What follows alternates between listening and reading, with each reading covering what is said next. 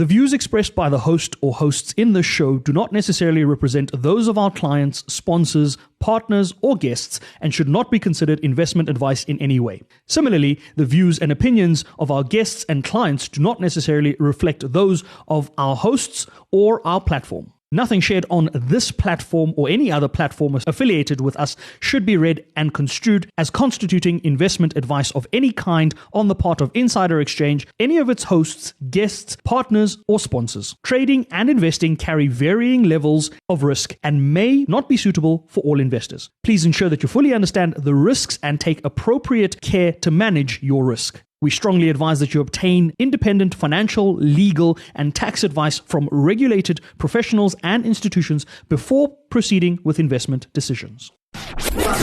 Unfiltered opinions. I'm Jimmy Moyala. And I'm Simon Brown. Welcome to Insider Exchange.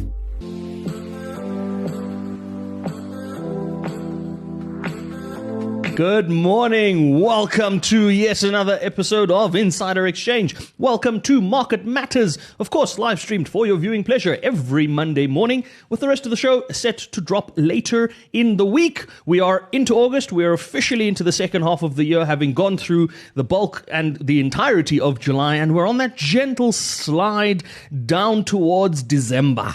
Because that's what the rest of the year is, right? We start thinking about it now because it's been a very, very long year. This week on the show, we are going to take a look at some market matters. We're going to be looking at the outcomes of the tariff or reciprocal tariffs from the US's perspective. We're going to be looking at last week's inflationary conversation from the South African Reserve Bank and the awkwardness that has created. And we're going to look at Trump's latest temper tantrum in firing some people. That's what's coming up on Market Matters. As for the rest of the show, in the deep dive, we are going to do something quite interesting. We're going to do our little bit as civil servants, that being civil servants to you, our insider community, and see if we can find creative ways to fund Formula One. And then, of course, we're going to wrap up the show with Investor Insights. We're going to be taking a look at some very interesting leases that the South African government or certain South African departments have had in place for many, many years, and whether or not they still make sense. And then, of course, there's an unfiltered opinion of the week at the end of the show, so stick around for that. Before we get into Market Matters, the names continue. We have a new set of names. They are still Irish themed. And while we are on the Irish themed names, a quick shout out to one of the online content creators who has a simple Irish name, and we appreciate that about him. Garen, you know who you are. Very, very popular Irish content creator. Does fantastic work. His tagline at the end of his videos is, "Follow me, I'm delicious." Yes, I know. Absolutely love Garen. But shout out to Garen for having the simplest Irish name, because the ones that we found this week simply don't make sense. Sai, you are? Eoghan. Eoghan. E-O-G-H-A-N is the spelling for those that are listening to the audio podcast. And the pronunciation is? Eoghan. Owen. Oh. Hey, I could almost believe that. I mean... I, on the other hand, am A-O-I-F-E. Aof. No. I am Aoife. Aoife. There we go, right? So, weird Irish names, weird spellings. Okay. We finally found it. We've cracked the code. Once again, the gentleman at Starbucks that was making the coffees this morning couldn't be bothered to ask about the spelling of the pronounced names. Just said, just tell me what to write on the cup. So, that's how we do it, right? That's how we crack the code. Get Irish names, and now nobody knows how to spell them. But let's get straight into Market Matters, because we have so much to cover. And perhaps let's start with the awkwardness that came about from the Reserve Bank's perspective, because the Trump news and the US news are much bigger news, and that's going to continue to unfold. We'll get to tariffs. I love it. So last week we came onto the show. Sai and I were debating whether or not we're going to get an interest rate cut and what it meant for inflation. We got a cut at 25 basis point, but we also got a Reserve Bank governor who said, I want to now push to anchor inflation at 3%. And we were like, okay, cool, that's lovely. So this happens on Thursday afternoon around 3 p.m., maybe 3:30-ish. The next morning, Friday, there is a press release from National Treasury, and the Minister of National Treasury, Minister Enoch Godongwana, says, we are not revising the inflation targeting policy. I don't appreciate that this minister, the Reserve Bank governor has spoken on policy when policy has not been decided. That is not the position of National Treasury. And this was a bit weird, right? Because now you're saying we don't necessarily support inflation targeting moving lower, despite the fact that your deputy minister a couple of months ago said exactly the opposite. So So 2 things. He got upset. But the important point is the word anchoring. The governor did not change our inflation target. He did not. Our inflation target is 3% to 6%. He reminded us in that press conference that in July of 2017, they said we are going to anchor at 4.5. Massively been efficient. Which wasn't a policy decision again. No, it's not, because the policy decision is 3 to 6. The governor, and I imagine his cohorts of MPC members, have decided to anchor at 3%. That is within their mandate. For the minister to say it hasn't been a consideration is nonsense. We know it has been. We know there are talks to change. There was expectation it might happen at the midterm budget policy statement in October. He said nix. So then it's happening at budget, right, in February. I mean, okay, so now we know when the announcement will be made, and then they will come out and say it's 3%, and SARB and the MPC will be like, ching, ching, already there. Look, when he said it in the press conference, fortunately I was sitting down, because I was like, yo. But then you look at the language, and you look at the mandate, and you look at the rules, and he's entirely entitled to do it. It just feels almost a little bit anticlimactic that we now suddenly, we now sit in a 3% inflation target world. Roll that forward, I don't know, 5 years, because it might be a little bit bumpy now, and truthfully it might be very bumpy and it might be painful. Let's say, rand goes to 20, oil goes to 90, petrol goes to 35, our inflation goes to 5. I mean, it could get ugly. It could. But we're now in a 3% inflation world, and when we've sort of settled that down, it means, we're now, okay, so our developed market trading partners are at 2%. It's like we're in touching distance. I think it's huge. I think it's absolutely huge, and I think the governor and his team had every right to do it. I get why Treasury is upset, but maybe they should just have moved a little faster.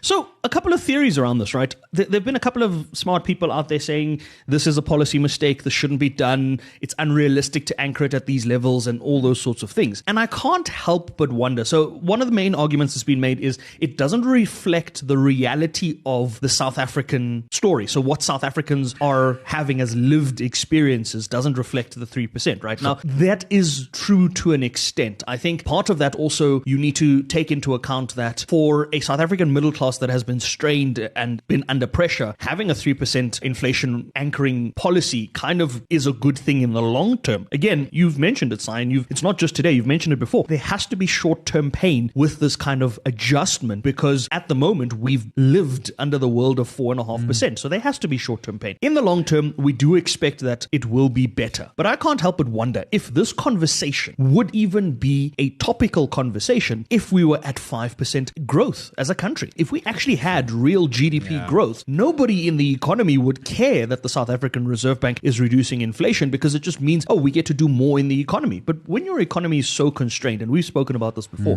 that any little pressure points or any little movements here and there have a significant impact. You look at something like National Treasury. If we had a 4%, or 4% economic GDP outlook or economic growth, they wouldn't be commenting because they'd be making more money. But they're not making enough money as it is, right? And that, again, is not the fault of the Reserve Bank. And so when you're a central bank and you are independent and you have a limited toolbox with which to work with, I think our disgruntlement and our discontent is slightly misplaced. We should be upset at the fact that National Treasury isn't stimulating the economy. You control the budget, you're not stimulating the economy, and therefore you're going to want to find fault with the Reserve Bank that's doing what they are tasked with doing. Yeah, 100%. Yeah, what are you actually trying to do here? Give us some growth. It wouldn't be a debate. To your point, if inflation was higher, we wouldn't be having it. And there is risk. Casey Sprague from Anchor, she's like, this could go horribly wrong. The point is, it's actually would be less horribly wrong. And to be clear, I'm not quoting Casey right now, because it's anchoring, not targeting. If we set, let's say inflation goes crazy and all those horrible stories and it's 5%. The Reserve Bank, they would look a little silly, but they could unanchor or re-anchor at a new point. Whereas if the target is 3, then we've got a problem. One is like anchor, it's writing in pencil. The other is like target, it's like chiseling in stone. Maybe this is actually a nice way to sort of, let's try 6 months of this 3%. Now, truthfully, 6 months isn't very long, but let's try a bit of this 3% and see how it goes. I agree. So I think it's very much it means goods double in price every 25 years. We're going to change the policy without directly changing the policy. I think it's a very tactical move on the part of the Reserve Bank to say, we're simply staying within our mandate, except we're going to the lower end of our range instead of the higher end or the midpoint, and we're allowed to be anywhere in that range because that's the prescribed range according to National Treasury. Shout out to Jimbo, joined us as well on our live stream stream chat, Jimbo's got a new job. Hey. Congratulations, Jimbo. Cool, Congratulations. Cool. Well done, well done. US matters. As we look at US matters, that tariff announcement officially, it's not really an announcement. It was an announcement in April. We had a deadline. The deadline was the 1st of August when tariffs would be implemented. And I want to get into that. Before I get into that, I want to look at the conversation that we had last week where you mentioned, Sai, that Trump was bullying and we don't like bullies, right? And someone in our TikTok community, Cindy, had a comment about that. She said, and I quote, "I love this. America is the bully that needs the Simon, aka the China muscle. I now support BRICS power to weaken his superpower. Russian mindset is far greater than his, but US technology is far greater. Hence, his power source against other nations. Simon, it's the time to pay Trump a visit and show him your muscles. Sending you love and appreciation, Cindy." Yeah, I'm not... Cindy, love you. Not going to the US. Why not? It could be a very... I'll bring the video cameras. We can record the whole interaction. Could be fun. Yeah, that's going to be fun. Yeah. 2 Africans, 1 white, 1 not. This is going to go down like a... Well, look, would be proving to Trump that there's no racism. So short of something happening to you and me being blamed for it... Which is... Yeah, I think I'm busy that weekend. But it is, yeah. So America's been the bully, but they've been the soft power bully. And under Trump, and to be clear, what we're approaching, we're past 6 months, but like there's a long way to go still. We are getting the, what's what I'm looking for? The hard power, slam things around. We're certainly seeing it with tariffs. Well, it's because someone gave him a pen and told him he can sign executive orders. And some of them are, we've discussed the Brazil one where basically he's trying to interfere in their judiciary, which... I don't know, that seems quite bad. But then he did, so he is bullying. But he's not just bullying trade partners, he's bullying everyone. To the point that he fired the head of the Bureau of Labor stats on Friday because he didn't like the data. Which, let's be clear, this has happened before, right? Turkey, Zimbabwe. Yeah, but it's America, so they're allowed to... Well, no, but here's the thing. So now they're going to put a new person in charge of the Bureau of Labor. Who's going to read the same data. But we're all going to look at it and say, how do we trust it? Now, to be clear, the head of the BLS is not the person who compiles it. In fact, they only see the data a few days before, and then it gets polished, and then the final number goes to the president the night before. You know that he spent all of Thursday night on the phone to this person trying to get them to change the numbers. Isn't that, I don't know, China, like bad numbers you got there, be a shame if you died over them. Something like that. We are not even hop, skips, and jumps. It starts to say that we don't...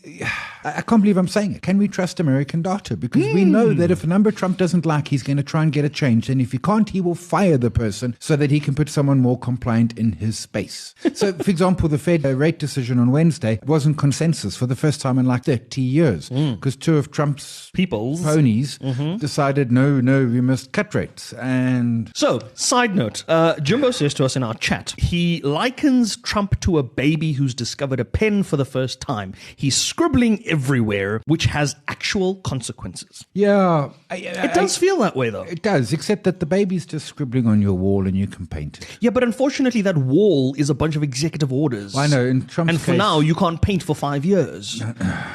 Not that many years. Well, are you going to impeach the man? It doesn't look like it. No, but also, they get 4-year terms. 4-year terms. Oh, sorry, they get 4-year terms, but we're 6 months into a 4-year term with a president who has previously survived 2 impeachments. Oh, and fun fact, so he made the Smithsonian take down... So the Smithsonian has a thing on presidents who've been impeached, which is Carter, Clinton, and... Trump. I think somebody else. Anyway, they made him take the Trump down. 1,265. To go. I know. No. Yes, that's just it. No, we can't still have more than 1,000 days of this to deal with. Gent, it's got to be like it's going to be April of next year until it's less than 1,000 days. And to be clear, it's currently only August. Okay, so in that, right, let's perhaps look at the tariff conversation as well and what's happening now with the tariff announcements. There was an announcement, obviously, not an announcement, again, a confirmation of when the tariffs would take effect. Friday, the 1st of July was the date. Now we're hearing reports that from a South African perspective, we've negotiated a 7-day extension of sorts, and now our tariffs are technically only coming to effect on the 7th of August or something of the sort. That's this Thursday, right? So that means we have 3 days to anchor in a deal that we haven't been able to do over 2 months. And I want to get into that from a South African perspective. Other nations, and the reason I want to look at it from an SA perspective is if we're looking at it from an African continent perspective, right? I just want to give you some data. There were amounts or percentages announced in April when the tariff announcements were made. And then there was the confirmed... Liberation Day. Liberation Day. And then there's the confirmed rate that took place now as as of 1 August, right? Of the African countries, pretty much all of the African countries except 4 got reduction, right? Now, the countries like Angola, Botswana, Cameroon, Chad, Cote d'Ivoire, DRC, Equatorial Guinea, Ghana, Lesotho, Madagascar, Malawi, Mauritius, Mozambique, Namibia, Nigeria, and Uganda all got reductions from what was initially proposed as an amount. So Lesotho, as an example, biggest winner there. 50% down to 15%. Only 4 countries were denied reductions by this tariff implementation: Algeria, Libya, Tunisia, and South Africa. It's very telling as to 4 countries. In Algeria's case, 30% became 30%, right? Libya, 31 to 30, fine. Tunisia, actually even Tunisia got a reduction, 28 down to 25. South Africa, 30 stayed at 30. Now my question then becomes at this point, how did we not do enough to get this thing over the line? Because the president then... Because this is not about negotiations and engagements. This is about Trump just not liking us. And we've had this before. Why doesn't he like us? Well, can we list the reasons? We're killing white farmers. No, we're not. BEE, stop trampling on our own sovereignty. I mean, you might not like BEE, but you don't want a third party to come and tell you about it. Iran, Israel, etc., etc. He doesn't like South Africa. And, I think it's thanks to 2 things. It's thanks to Elon Musk, who probably whispered something in his ear around the genocide, and the G20. If it wasn't for those 2, he wouldn't know where he wouldn't care. Remember when he talked about Namibia? Like he would have just called us, South whatever. Something. Unfortunately, my grandfather always said to me was, don't put your head above the pulpit. Like keep your head down. We put our head up. We did. I suppose we did. Trump is shooting at it. So I bring this up because right now, as of 10 o'clock this morning, a couple of minutes ago, there's a joint ministerial press briefing between DIRCO and the DTIC currently taking place. Now, we'll obviously find out the details of that when we stop our live stream and when we can kind of dig into that, because we don't want to disturb our own stream, right? And also, it's unlikely that what's going to be discussed there... quick flash coming across is working on measures to mitigate potential job losses, working to block exemptions, on block exemption. In other words, we are working, but with new high-growth markets in Asia and Middle East, including... the short answer is, he's just not taking our calls. He's blue-ticking us. So here's the thing, right? On that, the president said something quite interesting this morning in his presidential briefing and letter that goes out. I think it's the weekly newsletter from the president's desk, right? And it was saying that I'm trying to find the exact wording here. It's here. I've got it in front of me, but I'm trying to find the exact wording. And this, for me, was something that I had a lot of questions around as to, what's happening. It was something about we remain open to engagements, right? South Africa will continue to use diplomatic channels to negotiate a mutually beneficial trade deal with the United States. No, it wasn't that. It was further down in that same statement, and it basically gave a very, I want to say it left the taste that we are sitting here waiting for the United States to talk to us. So yes, they've blue-ticked us, but if somebody's blue-ticked you and they've already taken a decision, you should be knocking on their door harder, right? This really matters to us as much as our government says it does. Yeah, but we can't... To sit back quietly and do nothing and say, but we're waiting for them to let us talk to them. We don't have a diplomat in America right now, because Ramaphosa is, I assume... Because we appointed a gentleman that wasn't going to be accepted by the United States in the first place. Correct. And I suppose the president is applying his mind? He's been applying his mind for an awfully long time. He's slow like that. Okay. In the meantime... I have no other answer. In the meantime, South African businesses lose millions in contracts. I saw one of the South African businesses saying overnight, a company lost around 750 million in contracts because of the new tariff adjustments. Now, bigger businesses might be able to suffer these sorts of losses in order books and in pipeline, but smaller and medium-sized businesses can ill afford this, especially because some of the order book agreements are what I'm basing my financing on. And now I've got financing commitments I need to adhere to that now suddenly setting up an emergency export desk is not going to solve the problem. I feel like there needs to be a little more urgency towards this matter. Yeah, and it's not just, the impact results are out this morning, and one of their businesses that's been doing really well is selling the containers that the citrus goes in so it can be exported. Now, Impact can probably take it. They've got an underlying operating profit of over 300 million, EBITDA of over 600 million. They can kind of afford it, but it's still going to hurt a business which, when you operate operating in the South African market, and if you're making money like you are, like Rockstar, and this just makes it harder. It really does. And as we wrap up the conversation, because we are unfortunately out of time for the live stream, I want to take a look at the markets and how the markets have been responding. From a Rand perspective, we're back below 17. We're back below 18 Rand, right? So we're at 17.99 after having kind of tapped 18.40 last week. So clearly the Rand is responding positively to how markets have come in, or the 30% that was priced in has now kind of been fully priced into the market, to the extent that the market is saying, well, we now know what the worst case scenario is in South Africa's case, right? That being said, the top 40 bounced off of 90,000 points. We're still at about 9,800. But for context, at highs, we were at 93,000 points, and we've just come off those highs because of obviously the tariff implementations. The local markets seemingly are shrugging off as much of this as they can. 1.5%, a little less than 2% off the highs. Yeah, but from a business perspective, I think when we start to see and feel the impact and the ripple effects on businesses being unable to export, businesses losing profitabilities and revenues and going through the pain, then suddenly and at that point it'll be way too late to say, let's correct the situation. So I can appreciate that we've set up the export support desk or whatever it is that we're calling it, but I want to dig into this briefing, and we'll do that as we wrap up the live now. I want to dig into the briefing and find out really what our government is doing to mitigate this, because some might say they're not doing enough. I would argue that. Look, I appreciate it's not easy, but like we got tariffs. You haven't done enough. Next question, surely. So Incognito's jumped onto our chat and says that rumor has it that we are taking notes from Swaziland and planning to house US jailbirds just to score some diplomatic brownie points. See, Incognito, that is, you know what, there's so many concerns around that, but I don't know. I mean, has anyone ever escaped out of CMAX? Ananias Mate, rumored to have done it with Vaseline. Yeah, no, that's just one example. We are not the case study for being able to do that. But what we might be the case study for, as you bring up CMAX, is something that we potentially would dive into at another time. Shout out to TikTok community. Maybe you guys can weigh in on this. I'm going to leave it as our punchline for Market Matters as we wrap up the Market Matters segment. Should we repurpose? And I saw this somewhere online. I unfortunately cannot credit the creator of this because I refreshed my feed, and you know, that's what TikTok does, right? So don't refresh your feed, apparently. Should we repurpose Robben Island into an Ibiza and a party island because we're not using it? And does that affect our heritage as a country? Yes and yes. There we go. Size spoken. That's Market Matters. We're going to leave it on that note. We're going to get into the deep dive and investor insights. As we said, we're going to be diving into funding Formula One. It's going to be a very interesting deep dive. Stick around for that. But for now, that's Market Matters, folks. In our deep dive this week, we are diving into something quite interesting.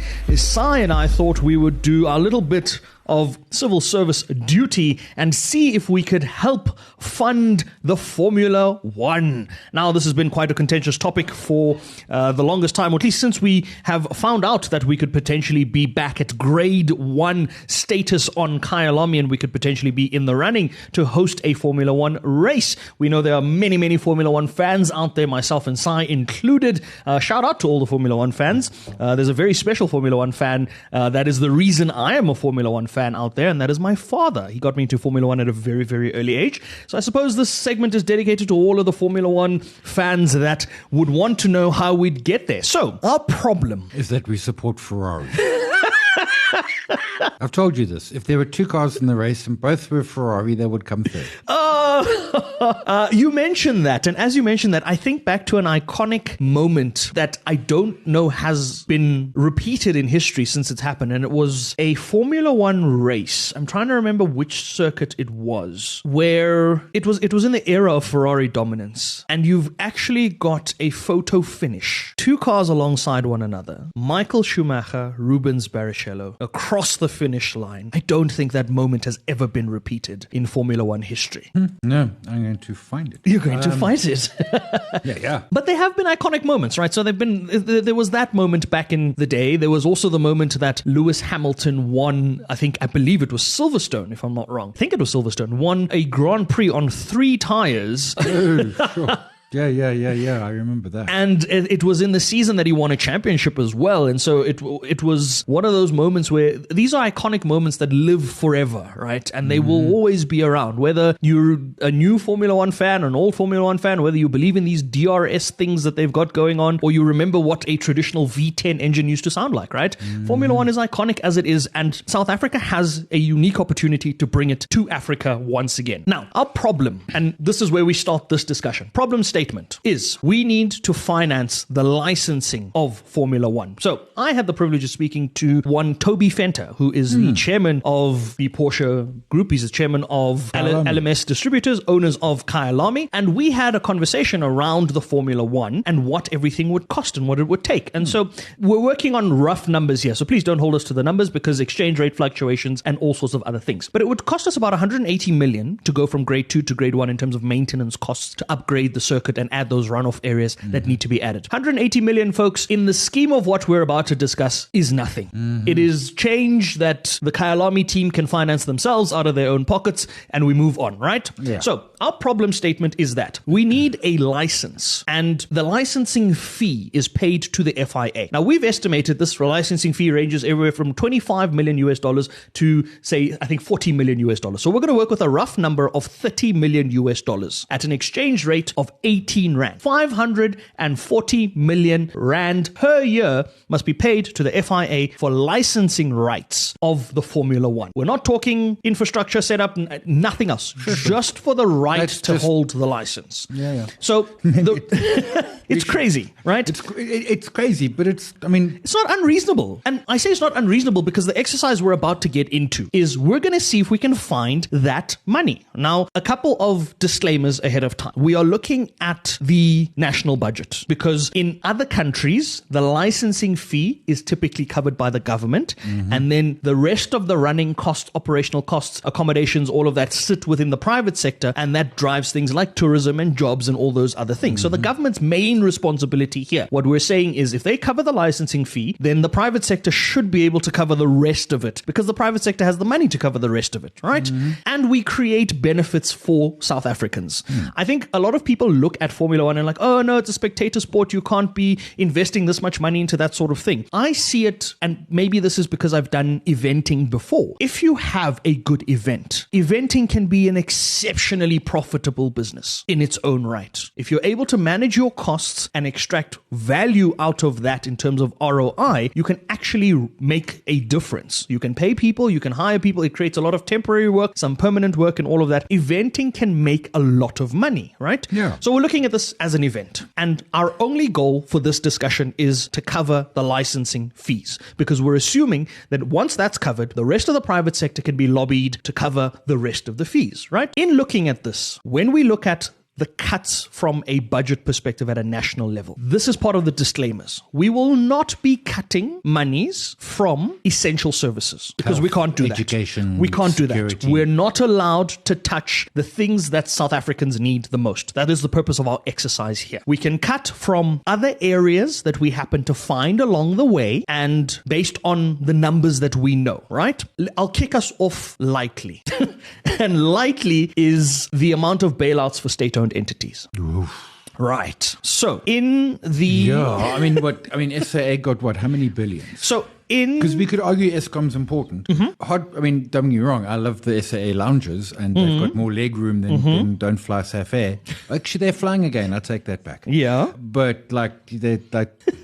But that boat, but that's gone, surely. That money's now gone. I don't know. Yeah, so we're looking at the history of bailouts, and obviously we can't assume that the history will reflect the future bailouts that we're going to see because the minister said no more bailouts, despite giving Transnet a 96 billion Rand state guarantee the other day, right? Yeah. So from the bailouts, I want to look at that. The 96 billion Rand state guarantee for Transnet. Transnet is an essential service. We're not saying don't give them 96 billion Rand in guarantees if you need to, because we need the logistics channel and the logistics infrastructure. Yes. The Post Office has asked for 3.7 billion Rand to be bailed out, despite the fact that they haven't cut executive salaries and they've cut a myriad of jobs at a lower to middle income level, right? In addition to that, the Post Office, former CEO Mark Barnes, had come onto our show. I remember coming onto our radio show mentioning that when he left the Post Office, it was in a profitable state, right? So the 3.7 billion Rand bailout that the Post Office is looking for now there, some of the bailouts that Eskom is looking for, what the debt that Eskom gets transferred onto the balance sheet, all of those sorts of things. From state-owned bailouts, we can safely assume that several hundreds of billions are being taken out of state-owned bailouts, right? Yeah.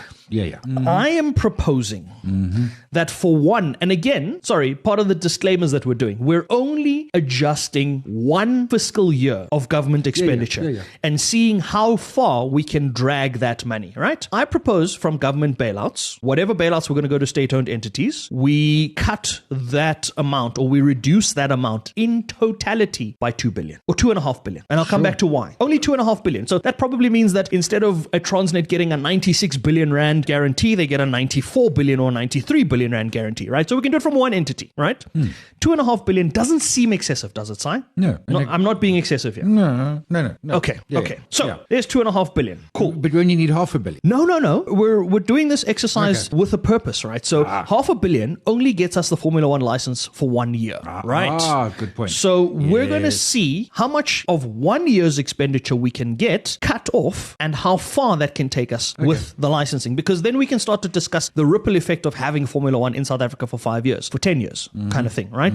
The other areas that exist out there that might not be considered essential by some people might consider this essential to their lives, others might not. I'm looking at the fleet procurements for ministerial vehicles and these the are like. to get like a luxury German sedan in Pretoria, Right. and another one in Cape Town. Right. And that amount... Now, if Transnet was working, we could put it on a train and overnight it. You could move exactly. So just saying. On the reduction of the luxury fleets or the luxury vehicles, right? There's been I bring it up because there's been a recent adjustment by the minister that you can now, I think the previous limit was an 800,000 rand vehicle. It's now been bumped up to, I think, a 1.1 million rand vehicle. And they should get an Mondo CS5 for 330. No, we're at a 1.1 million rand vehicle. Now, conservatively assuming... and to be clear, per city. Per individual that is qualifying for these sorts of things, right? Now, to be perfectly clear, we don't know how many of these vehicles, I mean, I suppose some ministers or some individuals are allocated one, others are allocated more than one, and those sorts of things. But we assume one per minister, per portfolio, right?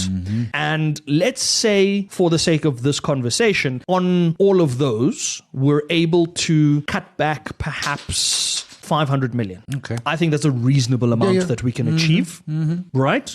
Again, we're only adjusting for one financial year. So we're up to 3 billion. So they can just use their car for a year longer. Right. So we're up to 3 billion. Okay. Next, let's take a look at perhaps the travel and accommodation, because that's come up quite a bit recently. There's been conversations around the excessive travel perks and whether or not people are spending money and shouldn't be and those sorts of things. Now, travel is discretionary. I understand that a part of it from a state security point of view is, and you can only appreciate this when you have an appreciation of how complex state security can get, right? So I understand the rationale behind having multiple so when planes. Mackenzie goes somewhere, it's not just Gayton. Yes. So in that situation, I understand some of the mechanics around saying we can't have a Gayton and his deputy fly at the same time on the same plane for cost-saving measures because it is a security risk. If something were to happen to that plane, you've lost both people in that portfolio. It's a security nightmare and all those things. We might not notice, but I take the same way your we point. don't put the president and the deputy on the same flight at the same but time. we would notice if, well, it depends which one went missing. But this is not a South African policy. No, this is I know international governments do this. Who the parents won't fly on the same plane. CEOs do this as well. This is a known policy to protect. It's almost like a survival thing, right? If something were to happen, it's disaster management and preparedness, right? So we're not saying that some of the expenditure isn't warranted. So let's say from that, I mean, so far this year, we've spent just north of, I'd say 250 odd million rand there, right? So let's say from there, we only say perhaps 100 million on the travels of all of the cabinet portfolios and all of those things, right? That 100 million doesn't seem like it's going to do much. So we're at about 3.1 billion at the moment, right? So the 100 million we can kind of write off as admin costs. Maybe we can repurpose that somewhere else. So we're still just above 3 billion, right? Let's get over the line very quickly, right? Let's wrap it up with an extra 2 billion saved from VIP security. Now, this is, again, contentious topic. We can argue certain people need VIP security, like the president of the country. That would make logical sense. Whether you need a 14-car convoy or a 6-car convoy, that's open for debate. That is a security conversation that we can, have wherever. And please, those in our community that have their thoughts around this, would love for you to weigh in, because a lot of people say it's wasteful expenditure. A lot of people say blue lights don't make sense, but they're there. Who gets the VIP? I mean, I get our president should get some blue lights. Yes. So currently, based on, and I don't know how much of this has been adjusted for 2025, but if I remember correctly, correctly, I did an exercise around this at the start of 2024. VIP protection served about 280 individuals. 200, less than 300 people were at a cost That seems like a lot of people. I don't know, 280. I mean, I'm thinking... Well, in a country of 60 million, right? No, sure. But I mean, I'm thinking, okay, so, I mean, I'm thinking we've got a president, I suppose the deputy. I mean, we could be generous and give it to ministers, and we got a lot of those. So I'm up to 30 people. Who else?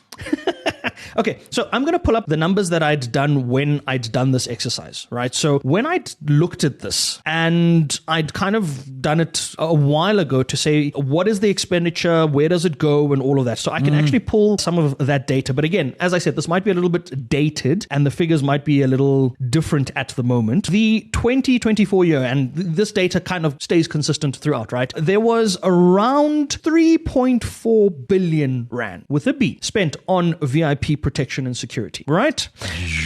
The 280 odd individuals that I mentioned accounted for about 2 billion rand of that 3.4 billion rand, right? So that works out, if you have to average it out per person, to 7.14 million rand per individual per year, right? So what we're proposing here is for one financial year, just one, folks, just one, that 2 billion gets redirected towards F1. So you won't have your blue lights, you won't have, only for 12 months, You'll get it back after the year.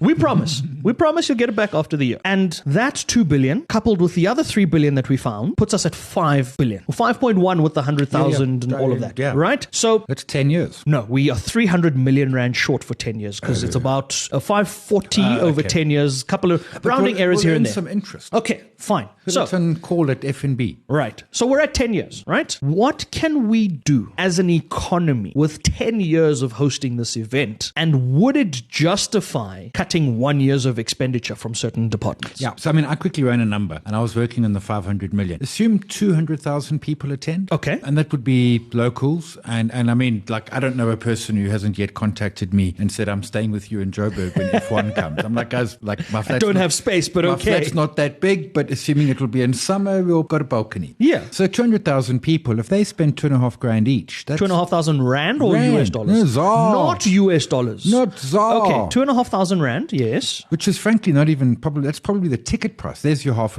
a billion. But let's say they're actually going to spend $2,500 each because there's going to be food and accommodation and tickets. So $2,500 at 18 puts us over 30. That takes us to $500 million. Okay. I can't do the math of how many trillions. $500 million self-finances this event. It self-finances this license over the 10-year period in the first year. Yeah, and it benefits the economy. So Airbnbs and hotels and restaurants and Uber drivers and all these people will just have more activity. And some people will stay and visit Cradle of Humankind or Kruger or Cape Town, etc. Some people, like my nephew, will come up and try and get a kid's ticket. Yeah. And he won't spend anything. But that's not out of realm of reason. So the average spend on everything excluding travel costs is between $500 and $1,000 for some of these races. In other places, it can go up to $5,000. So I think your $2,500 estimate isn't maybe a little high. No, it's not. I don't think it's unreasonable, right? So but let's contextualize your $2,500 commitment in rand terms. At the moment, let's call it 45,000 rand, right? 45,000 rand is something you spend for it's one race weekend because you're not traveling with the Formula One and all of that sort of stuff, right? So, okay, let's say 45,000 rand is excessive for 200,000 people. I'm sure there's 200,000 people in the country that have that kind of money. Well, and certainly they're foreigners. But I mean, for you and I don't. Yes.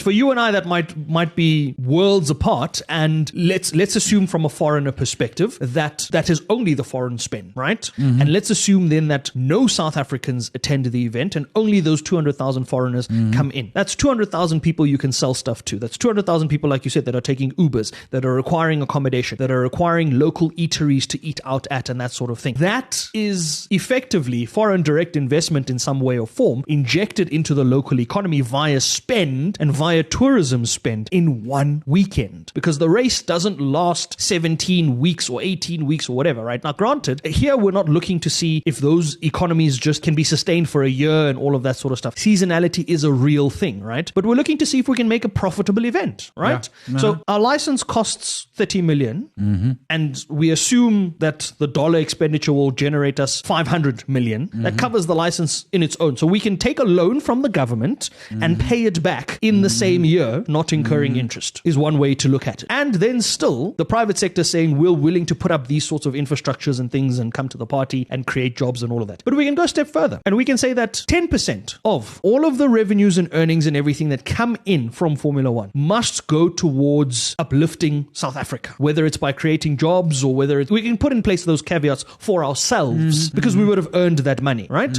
So now we're talking about $50 million, give or take a couple of million, that can go into doing other things and supporting local communities. And maybe, so the 200,000 number, I'm trying to find capacity at Kyle Army, and I can't find it, but it probably isn't 200, because I know they give the figures, but that's always over the race weekend. Yes. So Hungary had 350,000, but that's over 4 days. Yes, so there's sprint race build-ups, all of that. That sort of stuff. And your practices, etc., etc. And our 2,500 figure spread up over 4 or 5 days is $500 a day. That is a reasonable spend for some people, especially for those that have the currency purchasing power that isn't the rand. Yeah. Right? Let's be honest. Foreign currencies go a lot further when you come into South Africa. So that's not an unreasonable number to get to. So the nexus of the conversation and where we're getting to is cutting back on 1 year's expenditure could finance this thing for 10 years and we could live with fortune and make us an absolute fortune that we can put back into our own people. Yes. Yeah. I mean, this is like easy math. This is basic math. As opposed to hard math. But we're not prioritizing easy math decisions because then it means we have to cut back on things like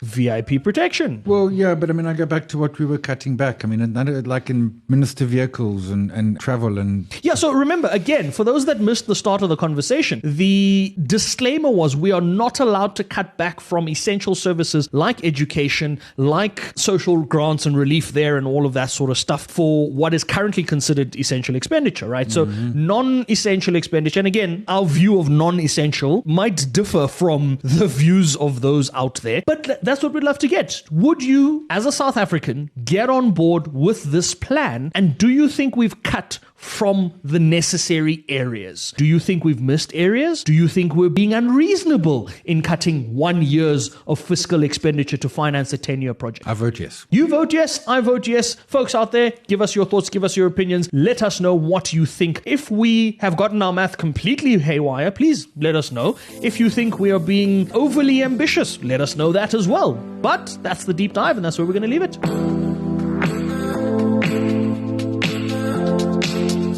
And we wrap things up with Investor Insights. We are taking a look at some very interesting leases. Some of them date back to apartheid days. And we're going to be taking a look at the impact of those leases in today's world. This came up completely accidentally. There was a debate around what the city of Joburg wants to do with the land that is currently being leased to an entity like the Killarney Country Club. According to some reports, the Killarney Country Club is on a R2 per annum lease agreement until 2040. Yes, I said it slowly. R2 per annum per year, right? Until 2040. Now, I have nothing against the Killarney Country Club. I'm sure this is a commercial arrangement that they put in place for many, many years. In fact, this commercial arrangement was in place before the democratic dispensation of South Africa. It was renewed post the democratic dispensation and extended to 20. I think it was initially set to end around 2020 or 2025. It was going to end in 2020. It was extended in 92. Okay, to 2040. Right, so extended just under before the apartheid regime. There we go. Can anyone say Ngiyama Trust? Well, see, okay, so and this is the thing. This is part of the things that we need to look at is from a commercial standpoint, does that still make sense? Now, yes, you can go fight it legally in court and say, we want to terminate this, we want to do this, we want to do this. But something that we've all learnt, and we've learnt this courtesy of an organization called Transnet, is there is a clause in arrangements and agreements. It's a force majeure clause that allows people to just terminate things. things, right? Now, whether or not that clause is in place in the Killarney Agreement or not, we don't know. But what we're looking at here is it time to be looking at some of these old agreements again? Is it time to be revisiting agreements that... Some of these apartheid era sudden lock-in just before democracy agreements? Hell yeah. Especially, Next question.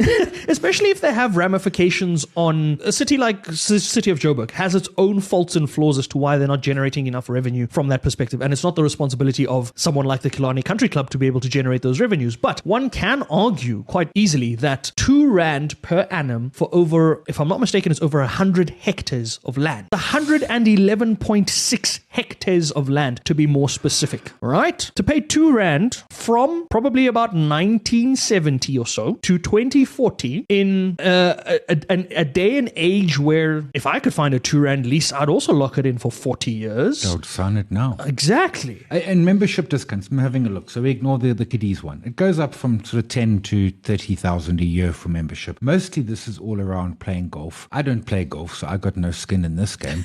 Neither do I, so yeah. But I mean, you got to think that land is worth a little more than R2 a year. And I know what everyone's saying is like, oh, the Killarney Club will go bust. Well, I got two views. Like tough. Like if the numbers don't add up, just you should run a business. Yeah. Secondly, okay, we'll be kind. We'll just take 30% of all club fees. Okay, as a city. 30% of all club fees as an alternative it's to like the what R2. Apple takes. Yeah. Look, at this point, even if we say R2 a month, the lease agreement goes to 24 rand.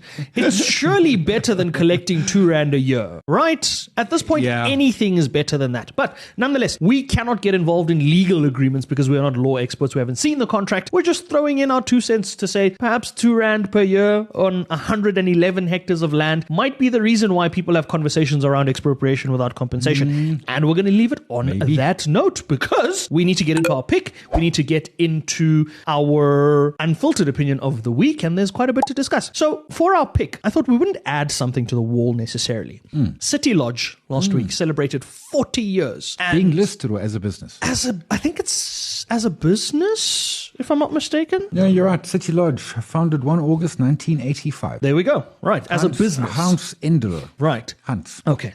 So City Lodge recently celebrated 40 years as a business. They are very, very critical in the tourism space with their footprint and everything that they do between all of their City Lodge brands and all of that. So no one is contending around that. City Lodge, I've liked for quite some time. Yeah, I know, but the market has been... The market has not agreed with that. And I thought we'd look at that. I thought we'd look at that business and say, is it a management problem? Is it a returns problem? All of the businesses in the pandemic went through some suffering from a tourism and a hospitality perspective. But the likes of Tsogo Sun, the likes of Sun International have bounced back seemingly a lot stronger than City Lodge has. Yeah. City Lodge continues to be under pressure. So there's been some challenges there. And I think partly, I mean, this used to be a 70 Rand stock. It's now a 4 Rand stock. And to be clear, between that, there was what the JSE called a massive dilution from their rights issue.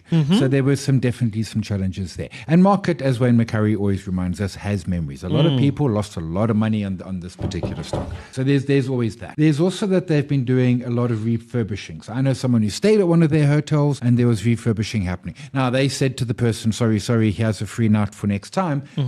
But it just wasn't a particularly grand experience. And they've been toying around with their menu, introducing new eating options and a new dinner menu and all of that. And that's done good wonders. Well, it's done wonders for their revenues as well. Just because you never used to be able to get... So, I mean, there was very limited there. I mean, some of the city... And it depends, are you at a road lodge or a city lodge or a town lodge or a garden court? No, it's a garden court, the fancy ones. Anyway. And some of them just had like vending machines. I mean, I stayed in the one outside Cape Town Airport. And it's like a vending machine in a room not much bigger than this table, but fit for purpose. So they've done a lot more with the beverage and food side, food and beverage. That's doing really well for them. They've been refurbishing a heck of a lot. And I'm with you. I used to own this stock way back in the day. I like it. And it keeps on dipping down to sort of $4. And the short answer seems to be buy it at 4 and that's it. So I'm looking at a chart and I'm like, since we've come up from 4 has just become its new anchor. And I don't know, again, for a stock, as you said, that at some point was a 70 Rand stock, is 4 Rand an accurate reflection of the footprint the dilution and the performance? Has been insane. Yes, the dilution, of course, would have to have a factor there. We can't expect ignore my that. data shows me Let me see if I can find when the dilution took place. No, I've got it here. So this is the most terrifying chart ever. So back in August 2020, they had 37 million shares. Then I have 562 million shares. Now, it was diluted like 12 to 1. I mean, it was massive dilution. It was a mad, So you could take technically the 4 Rand price and say 48 Rand price, but still below the 70.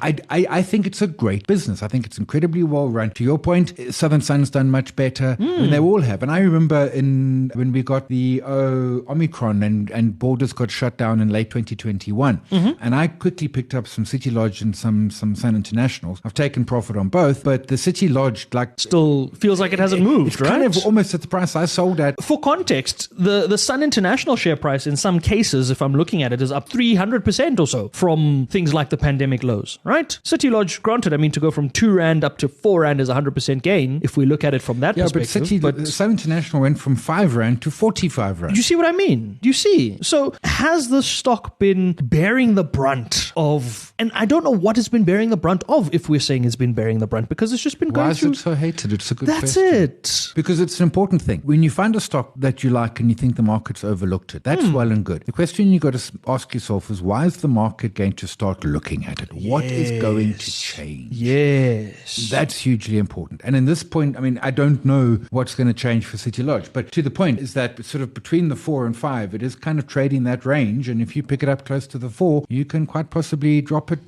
close to the 5. That's it, right? That could be a good range trade. Again, not financial advice. That's not what this show does. You know the disclaimers. We are sharing our thoughts and our opinions. And at low double-digit PE, this is not expensive. It's not. It really isn't, right? Perhaps there's something amiss there. Perhaps there's more that we need to be looking It's at. paying a dividend. And it's paying a dividend. Just keeps getting better, right? The gift that keeps on giving at 4 Rand a share. Again, not financial advice, folks. Speak to your financial advisors if you're interested in that in that stock or in any other stock for that matter. That's where we're going to leave it. We're going to perhaps revisit some of these stocks at another time, but we've run out of time this time around. And before we go, we're going to leave you with an unfiltered opinion of the week because, well, those are important. This week's unfiltered opinion is not necessarily an opinion of our own, but it is something that has happened and we'd like to get your thoughts on it. We'd like to get everyone to just weigh in on it. Si, do you remember the non-profit known as Mold, Empower, Serve, MES? Does that ring a bell at all? No. Okay. And I don't expect it to, because it probably doesn't ring a bell with anyone out there. But if I were to tell you that this non-profit had a 14-year partnership, now it starts to ring a bell, with KFC, and they were the non-profit behind adding hope for 2 Rand hopes. Yes. They are currently undergoing some investigations for allegations of corrupt activity, to which KFC has confirmed that they've pulled the funding for the Add Hope project. So, the unfiltered opinion. Does that mean I don't get harassed to give hope, or does the hope go to somebody else? KFC, that's a question. Please let us know what happens While now. you're answering it, we'll have a couple of burgers with slice of cheese on it. KFC, he missed it completely. Just a bucket. No, burgers, not snack burgers, a bucket. But yes, that's the unfiltered opinion, and it is around that Add Hope. It is around those sorts of initiatives. Those initiatives form an important part of supporting some of the most vulnerable members of society that we can find. And an entity like KFC to be able to support and sustain this initiative for 14 years, it does go a long way, right? Yeah. And I always give hope, and then you hope that the hope gets to someone who needs hope, because otherwise there is no hope. That's all. That's all. Sai's just trying to give hope. That's all he wants to do, right? Folks, that's our question to you, not from our perspective, but from the perspective of what we've uncovered around the scandals, is in a situation like this, where Sai wants to give hope and hope doesn't seem like it's been given. What do we do? That's the unfiltered opinion. That's where we're going to leave the show. Thanks for tuning in, folks. All of the conversations are curated for your viewing pleasure. Until next time, investing isn't hard. Just try it. The views expressed by the host or hosts in this show do not necessarily represent those of our clients, sponsors, partners, or guests, and should not be considered investment advice in any way. Similarly, the views and opinions of our guests and clients do not necessarily reflect those of our hosts or our platform. Nothing shared on this platform or any other platform affiliated with us should be read and construed as constituting investment advice of any kind on the part of Insider Exchange, any of its hosts, guests, partners, or sponsors. Trading and investing carry varying levels of risk and may not be suitable for all investors. Please ensure that you fully understand the risks and take appropriate care to manage your risk. We strongly advise that you obtain independent financial, legal, and tax advice from regulated professionals and institutions before proceeding with investment decisions.